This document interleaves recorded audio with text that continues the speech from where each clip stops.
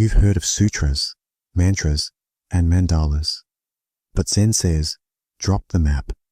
Trust the path that has no roadmap. No words can capture it. No forms can contain it. Yet it transforms lives in a single breath. What is Zen Buddhism? And why do practitioners proclaim, before enlightenment, chop wood, carry water. After enlightenment, chop wood, carry water. I'm silent flame.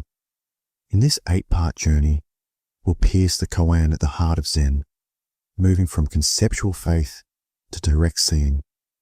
Zen, dhyana in Sanskrit, emerged in India, but flowered in China, then Japan, Korea, Vietnam, finally rippling worldwide. From Bodhidharma to Baizhang Bodhidharma, 5th century CE, crossed from India to China, carrying nothing but a staff and a teaching. Mind only. Don't rely on words or letters. He sat facing a wall for 9 years, silent, immovable, revealing that the true Buddha is beyond book learning. Hui Neng, the 6th patriarch, popularized sudden enlightenment, insisting insight can dawn in an instant, not over lifetimes of study. The 3 main schools. Soto emphasizes shikantaza, just sitting, no object, no goal, just deep presence. Rinzai centers on koan practice, paradoxical questions that shatter logical mind into direct realization.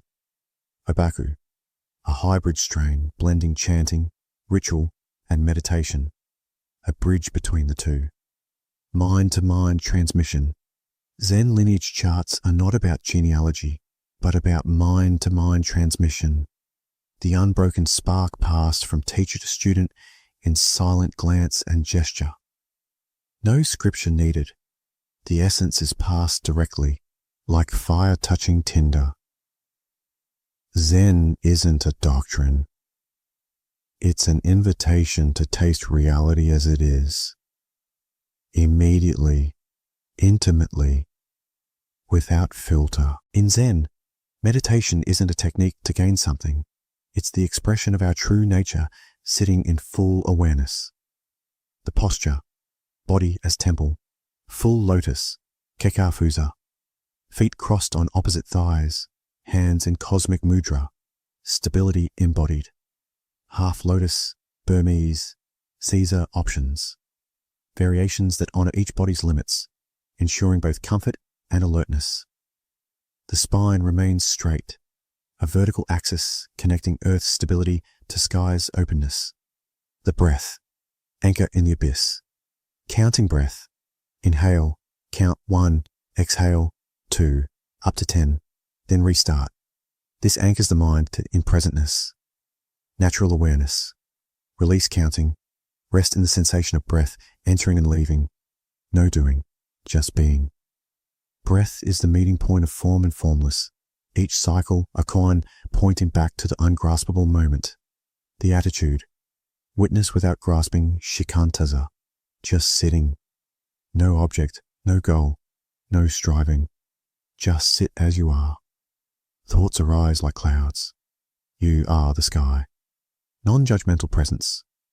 When thoughts or sensations arise, label them gently. Thinking, itching, planning, then let them drift. Gentle diligence. Sit as if your life depends on it.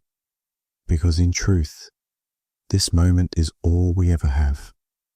In Zazen, every posture, every breath, every thought reveals the line between form and emptiness, inviting us to rest as both actor and stage. In Zen, koans are not intellectual puzzles, but living sparks, paradoxes designed to break the mind's habitual patterns and open a gateway to direct, unmediated insight. The essence of a koan. A koan poses a question that logic cannot solve. What is your original face before your parents were born? Or, what is the sound of one hand clapping? The rational mind scrambles for an answer, only to find itself hitting the hard wall of meaninglessness. That collision is the point, to exhaust discursive thought so another kind of knowing can emerge. Koans function as finger pointed directly at reality. When the practitioner confronts the impossibility of resolving the riddle, they glimpse the immediacy of just this moment, the transformative mechanism. In daily Zazen, the student holds the koan quietly, allowing its tension to permeate body and mind. Each breath deepens the engagement, each inhale fueling the question, each exhale releasing preconceptions. This sustained focus creates an energetic charge, like charging a battery. When the voltage of inquiry peaks, it arcs beyond thought into sudden clarity. This flash of insight is not a conceptual solution, but a visceral recognition, an embodied knowing beyond words. Koan practice in tradition. Rinzai monasteries dedicate months, even years, to a single koan. The student presents their answer, the mondo, to the master, who responds with a sharper question or a silent gesture, honing the student's penetration. Each mondo is not judged correct in a conventional sense. It is accepted when the master perceives genuine insight, when the student's being resonates with the koan's spirit, not just its form. Sudden versus gradual paths, sudden awakening, katsu. In a dramatic moment, a student's mind fractures with realization. A shout, a slap, a spontaneous laugh marks the breakthrough. Slow unfolding. Other students dissolve the koan's mystery over long retreats, with incremental glimpses that mature into continuous awareness. Both methods serve the same goal, transcending the duality of question and answer, self and other.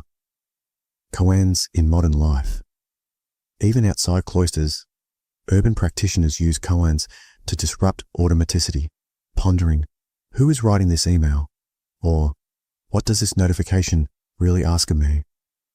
In boardroom workshops, a leader may pose a corporate koan. What is the purpose of this meeting when no decision is needed? Inviting creative insight beyond agendas. The koan remains a living tool. Any question that exposes your assumptions can function as a catalyst for deeper presence.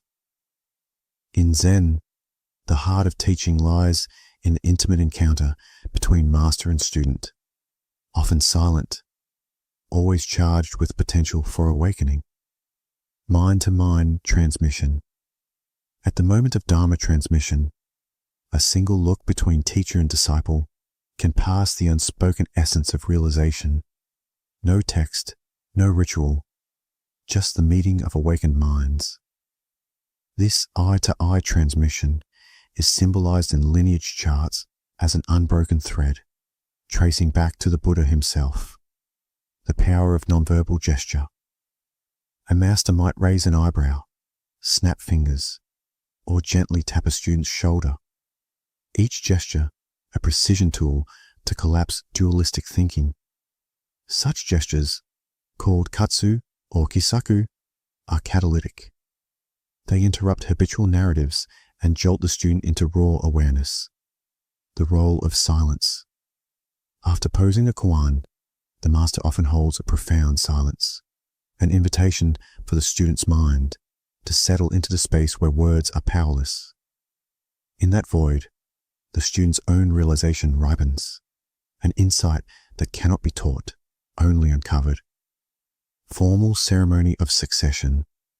When a student reaches maturity, the master may perform a formal ceremony, offering a symbolic robe or a fan inscribed with the character for emptiness. This bestowal signifies that the student now embodies the lineage, no longer a seeker, but a living vessel of the teaching. Contemporary mentorship. Today, Zen centers blend traditional in-person dokusan, private interviews, with online guidance. Even through video, the master's tone, gaze, and silence can transmit the living flame. Commitment, attunement, and presence matter more than proximity. The quality of the encounter is what ignites insight. Zen expresses enlightenment not only in seated silence, but in rituals and forms that reveal the sacred in the mundane. Tea, ink, stones. Each becomes a teacher pointing beyond itself. Chatto, the way of tea, origins and spirit. What began as a simple preparation of powdered green tea in Chinese Chan evolved into Japan's Shado, way of tea, a ceremony where every gesture embodies mindfulness. 4 principles. Wa, harmony. Every element, tea bowl, water, fire, bamboo ladle, coexist in balanced relationship. No object dominates. All serve the whole. K, respect. Host and guest acknowledge each other's presence as expressions of Buddha nature. Bowing, silence, and eye contact become deep bows to the sacred. Sei, purity. Cleansing of utensils and dwellings before tea is not mere hygiene, but purification of mind. Washing away distractions until only the moment remains. Jaku, tranquility. The slow, deliberate choreography culminates in perfect stillness. A taste of timeless peace. The brewing. Water is heated just to the right point. Whisked foam appears like mountain mist.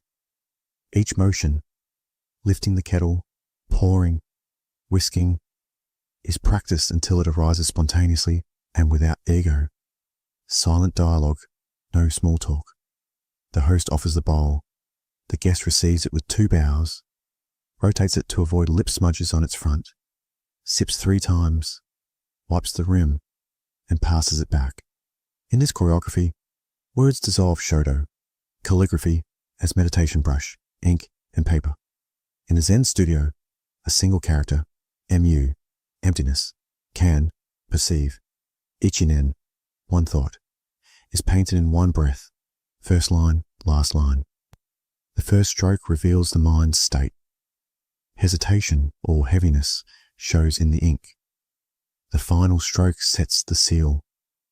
There is no erasing kakizome. New Year's first calligraphy embodies fresh intention. With each shape, practitioner merges body, mind, and brush, art as living dharma, museums of impermanence. Flung ink splatters and crackling rice paper tears are honoured as records of that moment's raw authenticity. Here, beauty arises from imperfection. Karasansui, the rock garden, as silent sermon minimalist landscapes. Raked white gravel becomes waves. Carefully placed stones become islands or mountains.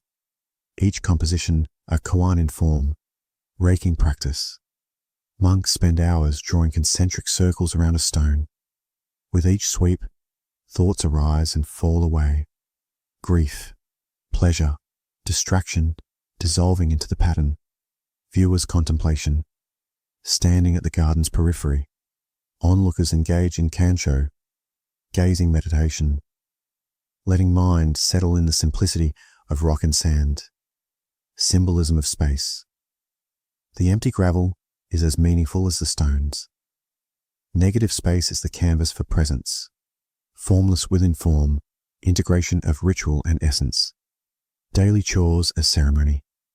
In temples, sweeping the courtyard, washing bowls, tending the garden, each chore performed as ritual, revealing the unity of practice and life. No separation. There is no practice time and lifetime. Every action, from drawing tea water to closing a door, can be an expression of awakening when done with total attention, form pointing to emptiness. All these rituals serve the same purpose, to train attention, to reveal the space in which form arises, and to let that space become the teacher. Zen's aesthetic is not decorative flourish, but distilled essence. Simplicity that speaks louder than complexity. Spontaneity that unveils freedom, wabi-sabi, beauty in imperfection. Philosophy, objects that show wear, rust, cracks. These are prized as wabi-sabi, reminding us that nothing lasts and everything transforms. Tea bowls and teapots, fired unevenly, each glaze crack unique. A chipped rim becomes a poem of time. Home and habitat, sparse rooms, tatami mats, single flower in an ikebana vase, spaces that breathe, allowing mind to rest. Yugen, mystery, beyond the visible. Subtle suggestion, a misted landscape, half-obscured mountains, a soft glow beneath the eaves, implying more than what is shown, emotional resonance. This subtlety invites the heart into contemplation, calling forth an awareness of the unspoken depths of reality, spontaneity, action, free of hesitation, unscripted responses. In Dharma, talks, or tea ceremony, a master might toss aside the prepared words, responding directly to the situation's unique fabric creative arts. Haiku poets capture sudden insights, 17 syllables that slice through confusion, and so circles painted in one breath embody infinity. Applying Zen aesthetics. Today, urban living, sparse furniture, natural light, uncluttered desks, spaces that invite focus and tranquility. Digital minimalism, reducing notifications, simplifying interfaces, choosing clarity over distraction. Modern temples of the screen, creative expression, journaling in bullet form, sketching quick contours, finding the profound in a doodle. Small acts of presence in a hectic world. Zen's forms are brief teachers. They speak, then vanish. They show, then disappear, leaving the mind to rest in its own nature. In Zen, ethics isn't a list of rules imposed from above, but an expression of awakened heart, action flowing naturally from presence and compassion. No fixed precepts, only lived principles. While Zen inherits the Buddha's 5 precepts, abstaining from killing, stealing, sexual misconduct, false speech, and intoxicants, its emphasis lies not on external compliance, but on inner integrity. A Zen monk does not recite precepts as a prayer. He embodies them in each gesture, serving food, sweeping floors, cleaning latrines, as acts of care for body and mind alike. Ethics arise spontaneously when attention is whole. Dropping garbage becomes as significant as saving a life, because both reflect the same web of interbeing. 3 treasures woven into life: Buddha, awakening, honoring the potential for clarity in every moment. One does not imitate the historical Buddha, but strives to actualize that luminous mind now. Dharma, way, not simply scriptures, but the lived truth in each breath. When a practitioner speaks kindly or moves gently, they enact the Dharma's pulse. Sangha, community. Ethical refuge is found, not in isolation, but in mutual support. A Sangha's shared silence and vows create a field where right action naturally arises. Right action as artistry. Zen likens ethical life to art, a spontaneous brushstroke that cannot be pre-planned, yet emerges from mastery and freedom. A calligrapher's single sweep embodies accuracy and openness. Similarly, each choice, word or deed, is a brushstroke on the canvas of karma. When attention is undivided, compassion and wisdom inform every step. Crossing a street, greeting a stranger, attending to pain. Each moment is a koan of ethics. Beyond should and shouldn't, dogmatic thou shalt not, gives way to what arises here if I respond fully? Zen ethics invites inquiry. If I harm this being, what cloud settles in my own heart? This reflective pause collapses abstractions. Morality becomes tangible resonance in body, heart, and community. Zen in action. Stories of embodied virtue. Hakuin Ekaku 168616769. Known not only for his paintings, but for his relentless care of sick patients. His compassion flowed from his Zazen practice into every act of nursing. Takuan Soho, 1573 to 1645. A samurai's advisor, whose teachings on Mushin, no mind, guided warriors away from cruelty, illustrating that true courage is gentleness in motion. Modern lay teachers, practitioners in bustling cities, weave Zen ethics into corporate life, drafting policies that honor work-life balance, designing products that respect ecology, offering mindful leadership that dissolves power hunger. In Zen, every ethical moment is a reflection of one's own awakened nature. There is no separation between virtue and awakening, between practice cushion and marketplace. Zen's greatest ethical challenge is the union of boundless compassion with radical non-attachment, loving fully without grasping, acting wholeheartedly without craving results. Compassion as natural expression. True compassion, karuna, in Zen, is not a duty, but an overflow of awareness. It responds to suffering as water responds to gravity. Sitting in Zazen, one tracks the wave of empathy rising at the thought of another's pain. This movement becomes the seed of action, non-attachment to outcomes. While compassionate action aids others, Zen warns against identifying with "I saved, I helped," a subtle ego trap. One acts, then releases. May any benefit continue beyond my presence. The focus shifts from hero to humble channel. Stories of paradox in practice. Ryokan Taigu, 1758 to 1831. A hermit monk renowned for playful poems and acts of generosity. He once carried rice to hungry pilgrims, but refused all thanks, laughing that the moon does not claim its own light. Maizumi Roshi, 1931 to 1995. Brought Zen to the West by teaching diversity and inclusivity. He combined rigorous Dharma transmission with a warm embrace of lay practitioners, embodying both tradition and openness. Thich Nhat Hanh's engaged Buddhism, extending Zazen into social action. Peace marches become walking meditation. Relief work becomes silent service. Compassionate activism grounded in mindfulness. Living the tension. Zen does not resolve the paradox. It invites us to dwell within it. Like walking a rope between compassion and freedom, balance maintained moment to moment.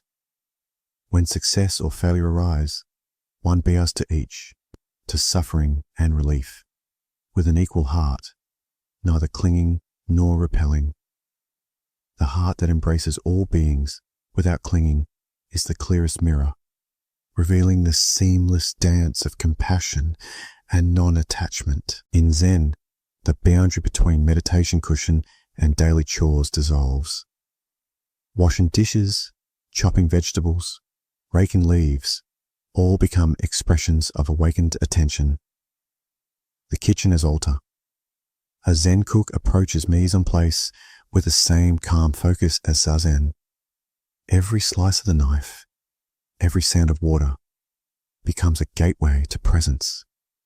Stories tell of monks who, upon polishing a single bowl, experienced the same clarity as in seated meditation, because their mind had nowhere else to go. Sweeping the courtyard, the rhythmic sweep of a broom produces a mantra of its own. Swish, pause, swish. Each stroke both clears debris and refines the mind. Master Dogen wrote, "When you sweep the ground, you sweep your mind." Physical movement and mindful awareness merge into one action, labor as liberation.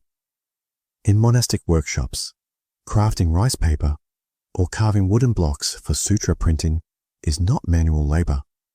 It is kinhin in motion, walking meditation extended into creativity. By fully inhabiting each gesture, holding tools, feeling resistance, sensing texture, the practitioner reveals the sacred in every grain of effort. Right livelihood and community. Zen lay communities incorporate right livelihood by choosing work that serves others, teaching, healthcare, art, turning vocation into vow.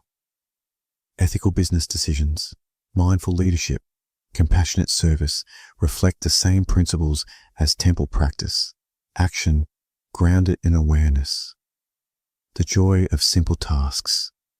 Anecdotes of Roshi who delight in sweeping autumn leaves. Each leaf's fall reminds them of impermanence.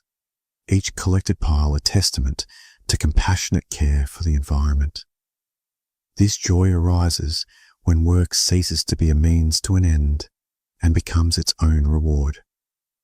A direct encounter with life's unfolding richness. Zen's aesthetic traditions, brief poems, brush paintings, masked theatre, point directly toward the ineffable, teaching through form, yet transcending form. Haiku, capturing the instant. In 17 syllables, a haiku slices through time. An old silent pond. A frog jumps into the pond. Splash, silence again. This structure compels the poet to distill experience to its essence, revealing the interplay of sound and silence, movement and stillness. Sumi, ink, painting of emptiness. A single brushstroke of ink on rice paper, bamboo, plum blossom, mountain mist. Simplicity becomes profundity.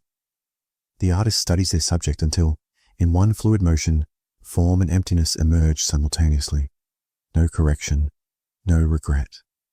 No theatre, embodying the invisible.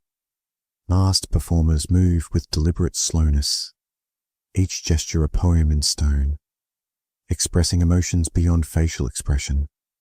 The use of yugen, subtle suggestion of mystery, invites the audience's imagination to co-create the unseen depths behind the mask. Integration of art and life. Zen temples house calligraphy on scrolls that teach, paintings that heal, performances that remind. All phenomena arise and fade. Lay practitioners bring these arts home, hang in scrolls, practicing haiku, attending no performances, not as spectators, but as participants in an ongoing koan. Dissolving boundaries. When art is practice and practice is life, Zen reveals its final lesson. Form and formlessness are inseparable.